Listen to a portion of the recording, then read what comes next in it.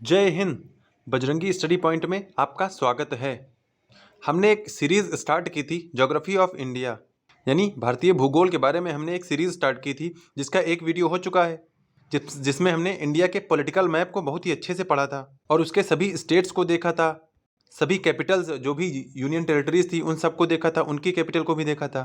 तो political map of India हम लोग कवर कर चुके हैं। अब बात आती है भारत के भौतिक भूगोल की, यानी ये इंडियन ज्योग्राफी की सीरीज़ का ही पार्ट है। इसके बाद इंडियन ज्योग्राफी में जैसे ड्रेनेज पैटर्न आएगा और इंडियन सॉइल्स आएंगी, इंडिया की क्लाइमेट आएंगी, इंडिया के फॉरेस्ट आएंगे। तो ये सारे टॉपिक अभी आने बाकी हैं और जिसे इंडियन ज्योग्राफी अच्छे से पढ़नी हो वो इन लेक्चर्स को या इस सीरीज़ को अटेंड कर सकता है। जो ग्रेजुएशन कर रहा हो या जो मास्टर्स कर रहा हो वो भी इन वीडियोस को देख सकता है, क्योंकि इसमें लिखने को आता है तो इसमें लिखने के लिए भी बहुत सारे पॉइंट होंगे। बाकी जो कंपटीशन की तैयारी कर रहे हैं उनके लिए तो इम्पोर्टेंट है ही, क्योंकि भारत का भूगोल बहुत ज़्यादा पूछा जाता है हर एग्जाम में, वो चाहे स्टेट का हो, चाहे सेंट्रल का हो या एकेडमिक लेवल पे हो। तो हमें इंडियन ज्योग्राफी जानना बहुत ही ज़रूरी है। तो हमने पहला पार्ट कंप्लीट कर लिया था, अब आज दूसरे पार्ट पे आगे बढ़ते हैं, यानी physical features of India, Bharat का भौतिक भूगोल। अब इसे चाहे फिजिकल फीचर कहें या फिजियोग्राफिक फीचर कहें या ज्योग्राफिक फीचर कहें, बात एक ही है। यानी हम लोग भारत के भौतिक भूगोल या भारत के भौगोलिक भूगोल की बात करें, बात एक ही होगी। देखिए, इंडिया एक ऐसी भूमि है या एक ऐसी लैंड है जहाँ पर बहुत सारी वेरिएशन देखने को मिलती हैं, वो चाहे कल्चर में हो, चाहे रिलीजन में हो, चाहे लैंग्वेज में हो, चाहे जो भी फेस्टिवल मनाए जाते हों उसमें हो। यानी इंडिया बहुत ज़्यादा डाइवर्स कंट्री है। तो उसी तर्ज पे इंडिया का फिजिकल फीचर भी बहुत ज़्यादा डाइवर्स है और हमारी देश में सारे फिजिकल फीचर पाए जाते हैं, मतलब जितने पॉसिबल फीचर्स हो सकते हैं वो सभी इंडिया में पाए जाते हैं। तो ये एक बहुत ही पेक्यूलियर फीचर है इंडिया का। तो फिजिकल फीचर की ओर हम लोग आगे बढ़ते हैं। फिजिकल फीचर इंडिया के उनको इम्पॉर्टेंट 6 ग्रुप में डिवाइड किया गया है, जिन्हें आप लोग देख सकते हैं। देखिए, यहाँ पे हम लोग एक ओवरव्यू लेंगे, उसके बाद एक एक सेपरेट वीडियो इन सब के लिए बनाना पड़ेगा, क्योंकि ये खुद में ही बहुत ज़्यादा इलेबोरेट टॉपिक्स हैं और इन्हें एक एक पढ़ाना पड़ेगा। तो हम यहाँ पे सिर्फ ओवरव्यू लेंगे कि इसमें हम लोग क्या क्या पढ़ेंगे, फिर एक एक सेपरेट वीडियो सबके लिए आएगा, उसमें हम लोग बहुत ही डिटेल से करेंगे ताकि कुछ भी छूट ना पाए। जिन्हें कहीं पे आंसर राइटिंग करनी होती है वो भी आंसर राइटिंग कर सकते हैं। तो 6 इंपॉर्टेंट फिजिकल फीचर हैं इंडिया के, जिसमें सबसे पहला है नॉर्थ माउंटेन या हिमालयाज, यानी उत्तरी पर्वत या हिमालय पर्वत जिन्हें बोला जाता है। देखिए, हिमालय जो कि जिन्हें यंग फोल्ड माउंटेन बोला जाता है। यंग क्यों? क्योंकि ये जियोलॉजिकली जो टाइम स्केल है उसमें थोड़ा नए, मतलब जल्दी बने हैं। और जो अरावली है हमारा, वो ओल्ड फोल्ड माउंटेन में आता है, क्योंकि अरावली बहुत पुराना माउंटेन है। तो हिमालय यंग फोल्ड माउंटेन है जो कि इंडिया के नॉर्थ बॉर्डर पे लाई करता है। अभी हम लोग इसे मैप पे भी देखेंगे, पहले यहाँ पर देख लें। तो नॉर्थ माउंटेन यानी हिमालय, ये लगभग 2400 किलोमीटर लंबे हैं, 2400 किलोमीटर लेंथ में है, ये लेंथ में है, और लगभग 400 किलोमीटर ये ब्रेड्थ में है, यानी चौड़े हैं। तो इनकी लंबाई है 2400 किलोमीटर और चौड़ाई है, ब्रेड्थ है 400 किलोमीटर। और ये जम्मू कश्मीर से लेकर, मान लिया ये हमारा इंडिया है, ये इंडिया, ये मैंने ऐसे रफ बना रहा हूँ ताकि आगे बाद में पढ़ना है हम लोगों को। ये देखिए, ये यहाँ से जम्मू कश्मीर से आगे बढ़ते हुए ये हमारा पूरा नेपाल वेपाल, ये सिक्किम, असम, वेस्ट बंगाल, ये सब, और नॉर्थ ईस्ट पार्ट के फिर म्यांमार, ये सब यहाँ तक आता है। यानी ये जम्मू कश्मीर या लद्दाख से होते हुए पूरा ईस्टर्न नॉर्थ ईस्ट जो हमारे स्टेट हैं 7 सिस्टर्स, वहाँ से क्रॉस करते हुए ये म्यांमार की तरफ बढ़ जाता है। और इसमें 3 इंपॉर्टेंट रेंज पाई जाती हैं, पैरेलल 3 रेंज पाई जाती हैं ऐसे। एक सबसे ऊपर है, ये है ग्रेट हिमालय या इसे ही हिमाद्री बोला जाता है। फिर बीच में है मिडिल हिमालय, इसे मिडिल हिमालय बोला जाता है। और फिर नीचे वाला है शिवालिक रेंज। देखिए, जो ग्रेट हिमालय है इसमें सभी इंपॉर्टेंट माउंटेन पीक पाई जाती हैं, जैसे माउंट एवरेस्ट सबसे इंपॉर्टेंट, सबसे हाईएस्ट पीक है, तो सबसे यहीं पर पाई जाती हैं। यानी जितने इंपॉर्टेंट या हाईएस्ट पीक हैं वो ग्रेट हिमालय में ही पाई जाती हैं, इसीलिए तो इसका नाम ग्रेट है, क्योंकि ये कुछ ग्रेट काम कर रहा है। वो ग्रेट काम क्या है कि वो वर्ल्ड की हाईएस्ट पीक को अपने में समेटे हुए, जैसे माउंट एवरेस्ट हो गया, कंचनजंगा हो गया, मकालू हो गया, धौलागिरी हो गया, नंगा पर्वत हो गया, नंदा देवी हो गया, और यहाँ पर नामचा बड़वा हो गया। तो ये सब ग्रेट हिमालय के ही पार्ट हैं। और मिडिल हिमालय का अपना कुछ फीचर है, फिर शिवालिक के अपने फीचर है जहाँ पर कुछ दून्स पाए जाते हैं जो कि पास्चरलैंड होते हैं। अच्छा, हिमालय को अलग अलग नाम से जाना जाता है, जैसे कश्मीर में होंगे तो इसमें कुछ काराकोरम रेंज होंगी, लद्दाख रेंज होंगी, जास्कर रेंज होंगी, पीर पंजाल रेंज होंगी। और फिर जब नॉर्थ ईस्ट में पहुंचेंगी तो यहाँ पर Patkai boom, Naga hills, Mizo hills, Dafla hills और गारो खासी जयंतिया, ये सब हिमालय में ही लाई करते हैं। तो हिमालय हमारे देश के लिए बहुत ही ज़्यादा इम्पॉर्टेंट फिजियोग्राफिक फीचर है, क्योंकि देखिए जो चाइना या साइबेरिया से ठंडी हवाएं आती हैं उनको यहाँ पर रोक लेता है, ठंडी हवाएं अंदर या इंडिया में एंट्री नहीं करने देता है, तो उससे हम लोग उसके कोल्ड से बचे रहते हैं। और हिमालय, जब ये साउथ वेस्ट मानसून जाता है, हम लोग मानसून के बारे में भी पढ़ेंगे, हालांकि बस यहाँ पे देख लें, जब साउथ वेस्ट मानसून यहाँ से जाता है तो इन्हीं से टकरा कर यहीं पे बारिश कराता है। अगर हिमालय ना हो तो ये यहाँ से जो मानसून विंड जाती हैं वो साउथ वेस्ट, अगर ये हिमालय ना हो तो वो आगे बढ़ जाएंगे, लेकिन हिमालय होता है तो यहीं पर टकरा कर यहीं पर बरस जाती हैं। तो इसीलिए जब मानसून या जुलाई में जब मानसून आता है तभी यहाँ पर बारिश होती है नॉर्थ इंडिया में। तो हिमालय बहुत ज़्यादा ज़रूरी है। और फिर इसके लिए मतलब जैसे अगर कोई दुश्मन देश है जैसे चाइना है, अगर हिमालय ना हो तो चाइना हमारे ऊपर कभी भी मिलिट्री लेकर अटैक कर सकता है, लेकिन हिमालय में इतना रफ स्ट्रक्चर है कि उसको पार करना इतना आसान नहीं है। तो हिमालय हमारे लिए बहुत ही ज़्यादा ज़रूरी है। और उसके बाद बहुत ज़्यादा इम्पॉर्टेंट जैसे जड़ी बूटियाँ हो गई या बहुत ज़्यादा इम्पॉर्टेंट खनिज पदार्थ हो गए, वो यहाँ पर पाए जाते हैं। तो मतलब हिमालय बहुत ही ज़्यादा इम्पॉर्टेंट रखता है इंडिया के लिए। और यहीं पर जैसे दार्जिलिंग हो गया, मसूरी हो गया, ये इम्पॉर्टेंट प्लेसेस हैं या हिल स्टेशन हैं जो कि मिडिल हिमालयाज़ में लोकेटेड हैं।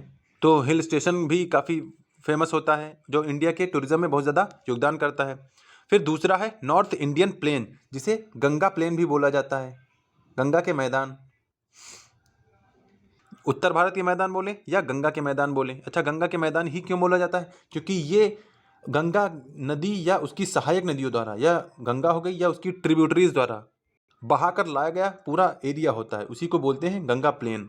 यानी ये सब एल्यूवियल प्लेन से बने होते हैं। एल्यूवियल का मतलब होता है जो नदी के पानी से बहा के लाया जाने वाला प्लेन जो होता है उसे एल्यूवियल प्लेन बोलते हैं। और ये बहुत ही ज़्यादा रिच या फर्टाइल होता है, रिच होता है ह्यूमस में और फर्टाइल होता है, इसीलिए हमारे नॉर्थ इंडिया में काफ़ी अच्छी खेती देखी जाती है। तो उत्तर भारत के मैदान इंडिया का दूसरा इंपॉर्टेंट फिजिकल फीचर है।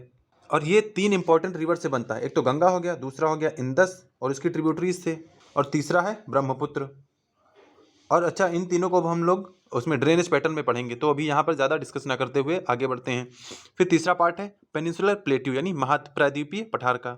सबसे पहले तो ये जाने पेनिनसुला क्या होता है या प्राद्वीप क्या होता है। जैसे यहाँ पर ये हमारा इंडिया है, इंडिया के इधर तीनों तरफ ये पानी से घिरा हुआ है, तो इंडिया मतलब पानी ज़मीन का वह भाग जो तीनों तरफ से पानी से घिरा हुआ होता है उसे ही पेनिनसुला बोलते हैं। तो चूंकि देखिए यहाँ से अरेबियन सी स्टार्ट हो जाता है, लगभग यहाँ से ये अरेबियन सी है और यहाँ पूरा बे ऑफ बंगाल है ही, तो इसीलिए इसके नीचे को पार्ट को पेनिनसुला बोलते हैं। और इसी में प्लेट्यू लाई करता है, यानी पठार एक पड़ता है, तो इसीलिए इसको बोलते हैं पेनिनसुलर प्लेट्यू।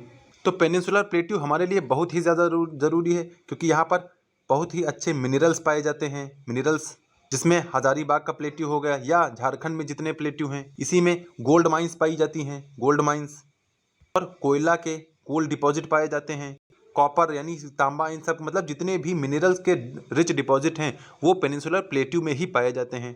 और पेनिनसुलर प्लेट्यू ब्लैक सॉइल के लिए भी जाना जाता है, जो कि कॉटन के लिए काफ़ी इम्पॉर्टेंट है। और उसी में कुछ इंपॉर्टेंट प्लेट्यू पाए जाते हैं, जैसे बुंदेलखंड का पठार हो गया, बघेलखंड का प्लेट्यू हो गया, मालवा का प्लेट्यू हो गया, मारवाड़ का प्लेट्यू हो गया, यानी 8-10 इसमें प्लेट्यू आते हैं, बहुत ही ज़्यादा इंपॉर्टेंट हैं मिनरल डिपॉजिट के लिए। और इसी में ईस्टर्न घाट और वेस्टर्न घाट लाई करते हैं, यानी पूरा साउथ एरिया इसी में आ जाता है बुंदेलखंड प्लेट्यू पेनिनसुलर प्लेट्यू में। और यहीं से इंपॉर्टेंट नदियां निकलती हैं, जैसे गोदावरी, कृष्णा, कावेरी, जो भी नदियां हैं साउथ की वो सब यहीं से प्लेट्यू से ही निकलती हैं।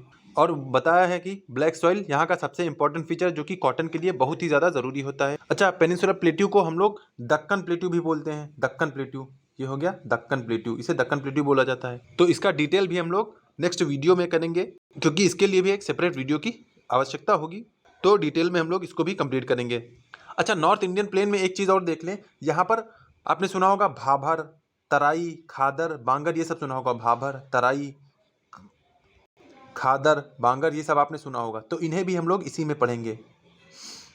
बांगर वांगर ये सब यानी भाभर, तराई, खादर, बांगर, ये सब इसी में हम लोग कंप्लीट पढ़ेंगे। तो इसके लिए एक सेपरेट वीडियो चाहिए होगा कि भाभर क्या होता है, तराई क्या होता है, खादर क्या होता है, बांगर क्या होता है। तो ये नॉर्थ इंडियन प्लेन का पार्ट है। फिर आते हैं इंडियन डेजर्ट। तो चाहे इंडियन डेजर्ट बोलें चाहे थार डेजर्ट बोलें, क्योंकि हमारे इंडिया में सिर्फ एक ही डेजर्ट पाया जाता है जिसका नाम है थार डेजर्ट। तो चाहे इंडियन डेजर्ट बोलें चाहे थार डेजर्ट बोलें, यानी भारतीय रेगिस्तान। अच्छा इसे रेगिस्तान भी बोला जाता है और मरुस्थल भी बोला जाता है। मरु का मतलब सूखी भूमि, मरुस्थल सूखी भूमि, स्थल का मतलब कोई पार्ट या जगह तो मरुस्थल यानी सूखी भूमि। तो इंडियन डेजर्ट में थार डेजर्ट आता है। डेजर्ट क्या होता है? डेजर्ट एक सूखा एरिया होता है, यानी जहाँ पर पानी बहुत कम बरसता है। पानी बहुत कम बरसने का मतलब लगभग 150 mm से भी कम होती है बारिश, 150 mm से भी कम बारिश होती है। और जो हमारा चेरापूंजी होता है वहाँ पर लगभग 400 सेंटीमीटर से ज़्यादा बारिश होती है। अब सेंटीमीटर और mm आप इतना फर्क लगा सकते हैं कि 400 सेंटीमीटर से ज़्यादा बारिश होती है, यहाँ 150 mm से भी कम बारिश होती है। यानी कितना पानी का अभाव होगा, कितना सूखा होगा यहाँ पर। यहाँ पर मोस्टली बालू ही पाई जाती है और यहाँ पर बहुत ज़्यादा वेजिटेशन नहीं पाई जाती है, बस थॉर्नी वेजिटेशन पाई जाती है। और वो थॉर्नी क्यों पाई जाती है वो भी हम लोग डिस्कस करेंगे। थॉर्नी यानी कांटेदार, कांटेदार इसलिए पाई जाती हैं क्योंकि देखिए यहाँ पर पानी होता नहीं है और जो पत्तियाँ होती हैं उनमें वाष्पीकरण ज़्यादा होता है, यानी इवेपोरेशन ज़्यादा होता है। जितना पत्तियाँ होंगी उतना ज़्यादा पानी निकलेगा। अब यहाँ पे पानी है ही नहीं, तो अगर इनसे पानी चला जाएगा पत्तियों से तो पेड़ तो सूख जाएंगे। इसीलिए पेड़ यहाँ पर खुद को अडाप्ट कर लेते हैं और कांटेदार पत्तियां लगाते हैं, यानी कांटादार। इसमें जब कांटा लगा होगा तो इनसे पानी इवेपोरेट नहीं होगा, तो पानी बाहर नहीं जाएगा, तो पानी बाहर नहीं जाएगा तो इन्हीं में बना रहेगा। इसीलिए यहाँ पर कांटेदार वृक्ष जो भी पाए जाते हैं उसका रीज़न यही है कि उनसे एवेपोरेशन बहुत कम होता है और इस रीजन में पानी का बहुत ही ज़्यादा अभाव होता है। कुछ एक दो गिनी चुनी हुई यहाँ पर रिवर बहती हैं। फिर हमारा है पांचवा फिजियोग्राफिक डिवीज़न, जिसे कोस्टल प्लेन बोला जाता है, यानी तटीय मैदान। देखिए ये इंडिया है। अब इसके जो किनारा वाला होगा, जो ये किनारे वाला है, यानी जो ये इधर ये पानी है, इधर ये बे ऑफ बंगाल है, इधर ये अरेबियन सी है और ये इधर नीचे इंडियन ओशन है। तो जो इसके किनारे वाला होगा इसीलिए इसको बोलते हैं तटीय किनारा। यानी तटीय का मतलब पानी के अगल बगल वाले किनारे को तटीय किनारे बोलते हैं, उसी को कोस्टल प्लेन बोलते हैं। अच्छा, प्लेन क्यों बोलते हैं? क्योंकि यहाँ पर कुछ मैदान पाए जाते हैं। मैदान यानी यहाँ पर थोड़ा बहुत खेती या किसानी हो सके या एग्रीकल्चर हो सके, इसीलिए इन्हें प्लेन बोला जाता है। अच्छा, इसमें कुछ इंपॉर्टेंट प्लेन आते हैं, जैसे कोंकण का प्लेन और कन्नड़ का प्लेन और मालाबार का कोस्ट आता है। मालाबार आपने नाम सुना होगा। कोरोमंडल तट का नाम आपसे सुना होगा, कोरोमंडल। तो ये सब किसका पार्ट है? ये सब कोस्टल प्लेन यानी तटीय मैदान का पार्ट है। अच्छा, इन्हीं कोस्टल प्लेन में सबसे ज़्यादा एक इंपॉर्टेंट फीचर है कि जो इंपॉर्टेंट या मेजर पोर्ट्स बनाए गए हैं, जिन्हें बंदरगाह बोला जाता है, वो इन्हीं किनारों पर ही बनाए गए हैं। जैसे कांडला का पोर्ट हो गया, जवाहरलाल नेहरू पोर्ट हो गया, जैसे गोवा का मर्मुगांव पोर्ट हो गया, बेंगलोर का मैंगलोर पोर्ट हो गया। तो जो भी हार्बर या पोर्ट है, यह चेन्नई का पोर्ट हो गया, विशाखापट्टनम का हो गया और कोलकाता का हल्दिया पोर्ट हो गया। तो ये सब कोस्टल प्लेन पे ही बने हैं। तो इसके भी हम लोग डिटेल में अच्छे से पढ़ेंगे। फिर आता है आइलैंड यानी द्वीप समूह। द्वीप क्या होता है? सबसे पहले द्वीप जान लीजिए। जैसे ये एक लैंड है, ये एक जमीन का टुकड़ा है, ये चारों तरफ से पानी से घिरा हुआ है, चारों तरफ से पानी से घिरा हुआ है। तो जो ऐसा जमीन का टुकड़ा जो चारों तरफ से पानी से घिरा हुआ होगा उसे हम लोग द्वीप बोलेंगे या आइलैंड बोलेंगे। अब जब बहुत सारे ऐसे जमीन के टुकड़े पानी से घिरे होंगे उन्हीं को आइलैंड्स या द्वीप समूह बोलते हैं। समूह का मतलब बहुत सारे होंगे, अगर एक है तो उसे आइलैंड बोला जाएगा, द्वीप बोला जाएगा। और हमारे इंडिया में आप जानते ही हैं कि यहाँ पर एक आइलैंड ग्रुप है, यानी अंडमान निकोबार का, यानी बहुत सारे आइलैंड हैं। अंडमान निकोबार में लगभग 572 आइलैंड हैं, इसीलिए इन्हें अंडमान और निकोबार आइलैंड ग्रुप बोला जाता है, ANI का ग्रुप बोला जाता है। और इधर हमारे वेस्ट में इधर है लक्षद्वीप का, और इधर लक्षद्वीप वाले में भी हमारे लगभग 30 से 40 आइलैंड्स होंगे, आइलैंड ग्रुप। अच्छा, आइलैंड होने से हमें ये फ़ायदा है कि हमें वहाँ का टेरिटोरियल वाटर मिल जाता है, जिसका मतलब कि कोई आइलैंड किसी देश के कब्जे में है तो उसके आसपास का 12 नॉटिकल माइल तक का पानी उसी देश के कब्जे में हो जाता है। इसीलिए लोग या कोई भी देश चाहता है कि हमारा आइलैंड एरिया ज़्यादा से ज़्यादा हो, और इसीलिए लोग दूसरे आइलैंड को भी क्लेम करने लगते हैं, क्योंकि जो भी मिनरल डिपॉजिट होंगे या कोल पेट्रोलियम के डिपॉजिट होंगे वो सब उसी कंट्री को जाएगा। तो हमारे पास दो आइलैंड ग्रुप हैं, एक तो अंडमान निकोबार वाला और एक लक्षद्वीप वाला। तो ये है important physical feature of India, जिसमें नॉर्थ माउंटेन या हिमालय आते हैं, नॉर्थ इंडियन प्लेन यानी गंगा का प्लेन आता है, पेनिनसुलर प्लेट्यू जिसे दक्कन का पठार भी बोलते हैं, इंडियन डेजर्ट जिसे थार डेजर्ट बोलते हैं, कोस्टल प्लेन यानी तटीय मैदान, और आइलैंड ग्रुप या द्वीप समूह। चलिए इन सबको हम लोग एक बार मैप पे देख लें, फिर आगे बढ़ते हैं। तो ये है हमारे पास इंडिया का फिजिकल मैप। ये देखिए, ये जो भूरा भूरा आपको ब्राउन ब्राउन दिख रहा है, ये पूरा हिमालय है, और ये नॉर्थ में इसीलिए नॉर्थ हिमालय बोला जाता है। ये देखिए, यहाँ पर ग्रेट हिमालय है, यहाँ पर मिडिल हिमालय है, फिर नीचे शिवालिक है, और ये आगे जाके ये देखिए ईस्ट में भी बढ़ती गई, यहीं पे पटकाई बूम है, और इधर ये गारो खासी जयंतियाँ हैं, और इधर ये मिजो हिल्स, नागा हिल्स, अराकायोमा जो कि म्यांमार में पड़ता जाता है। तो ये नॉर्थ इंडियन माउंटेन आप बोल सकते हैं। फिर ये देखिए प्लेन ऑफ गंगा जिसे बोलते हैं, गंगा का प्लेन, गंगा का मैदान ये है, यानी ये बहुत ही ज़्यादा फर्टाइल है, क्योंकि गंगा और उसकी जो भी ट्रिब्यूटरीज हैं, यमुना वमुना, ये सब यहीं पे पानी अपना बहाती हैं। तो उन्हीं के गंगा नदियों द्वारा पानी लाया गया यहाँ पर बहुत ज़्यादा एलुवियल रिच प्लेन बना देता है, तो इसीलिए इसी को प्लेन ऑफ गंगा बोलते हैं, यानी गंगा का मैदान बोलते हैं। और खेती किसानी के लिहाज से जैसे यहाँ पर कौन कौन से स्टेट हैं, यहाँ पर उत्तर प्रदेश हो गया, पंजाब हो गया, हरियाणा हो गया या बिहार हो गया, तो खेती के लिहाज से बहुत ज़्यादा इंपॉर्टेंट स्टेट माने जाते हैं पंजाब, हरियाणा और उत्तर प्रदेश। फिर थोड़ा नीचे बढ़ते हैं तो ये देखिए, ये है दक्कन प्लेट्यू या पेनिनसुलर प्लेट्यू। देखिए पेनिनसुला का मतलब ये 3 तरफ से पानी से घिरा हुआ है, इधर अरेबियन सी है और ये भी इधर पानी ही है, और नीचे इंडियन ओशियन है और इधर बे ऑफ बंगाल है, तो 3 तरफ से पानी से घिरा हुआ है, इसीलिए इसे पेनिनसुलर प्लेट्यू बोलते हैं। पेनिनसुला बोलते हैं। और प्लेट्यू क्यों? क्योंकि यहाँ पर प्लेट्यू पठार पाया जाता है। पठार क्या होता है? थोड़ा ज़मीन से ऊपर उठा हुआ भाग, और इसीलिए इसको दक्कन प्लेट्यू भी बोला जाता है। और यहीं पे ये देखिए, इधर वेस्टर्न घाट हैं, इधर ईस्टर्न घाट हैं, और इधर ये देखिए यहाँ पर छोटा नागपुर प्लेट्यू हो गया, रामगढ़ प्लेट्यू हो गया, बघेलखंड हो गया, इधर बुंदेलखंड हो गया, मालवा का प्लेट्यू हो गया, ये बुंदेलखंड है, ये अरावली है।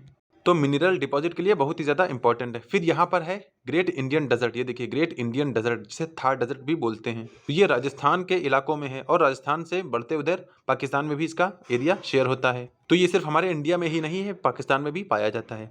फिर आते हैं चौथा अपना कोस्टल प्लेन। ये देखिए कोस्टल प्लेन, ये देखिए आपको ग्रीन ग्रीन दिख रहा होगा, हरा हरा। ये देखिए, ये आपको कोंकण दिख रहा होगा, ये कोंकण का तट है। और फिर आगे नीचे बढ़ेंगे तो ये मालाबार का तट आ गया, कोस्ट आ गया। फिर इधर बढ़ेंगे, ये देखिए कोरोमंडल का तट, ये देखिए किनारा। देखिए वेस्टर्न घाट के वेस्ट में है ये कोस्ट, और ईस्टर्न घाट के ईस्ट में ये कोस्ट हैं, यानी ये किनारे हैं या ये प्लेन है। तो ये कोरोमंडल हो गया। और यहाँ पर नदन सरकार या उत्तरी सरकार का प्लेन है। फिर यहाँ आगे बढ़ते हुए ये कोलकाता तक फैला बढ़ता जाता है। और फिर छठा हमारा कौन सा है? Island group. ये देखिए आइलैंड ग्रुप, ये पानी में थोड़ा उभरे हुए हैं या पानी में उठे हुए हैं, इसीलिए इन्हें आइलैंड बोला जाता है। और ये है अंडमान और निकोबार आइलैंड, और इधर ये वेस्ट में है लक्षद्वीप आइलैंड। तो अब मुझे लगता है कि आपको भारत के भौतिक भूगोल का एक ओवरव्यू मिल गया होगा, यानी फिजिकल फीचर्स ऑफ इंडिया का एक ओवरव्यू मिला होगा कि कितने फीचर्स में डिवाइड है ये, और क्या क्या किन्हें बोलते हैं। और इसके डिटेल के लिए हम लोग एक सेपरेट, हर टॉपिक के लिए एक एक सेपरेट लेक्चर लेके आएंगे, क्योंकि एक एक सेपरेट लेक्चर में ही पढ़ेंगे तभी हमें और ज़्यादा डिटेल से समझ में आएगा। तो ये था ओवरव्यू। बाकी आपको ये वीडियो कैसा लगा कमेंट में बताइएगा, और अगर कोई क्वेश्चन हो तो भी इसे पूछ लीजिएगा। अगर वीडियो अच्छा लगा हो तो इसे लाइक कर लें, चैनल पर नए हो तो सब्सक्राइब कर लें, ताकि जब डिटेल फिजिकल फीचर्स की बात हो और उसके वीडियो मैं अपलोड करूँ तो आपको तुरंत नोटिफिकेशन मिल जाए और आप उसे देख लें। तो इस वीडियो में इतना ही, मिलते हैं नेक्स्ट वीडियो में, तब तक के लिए जय हिंद।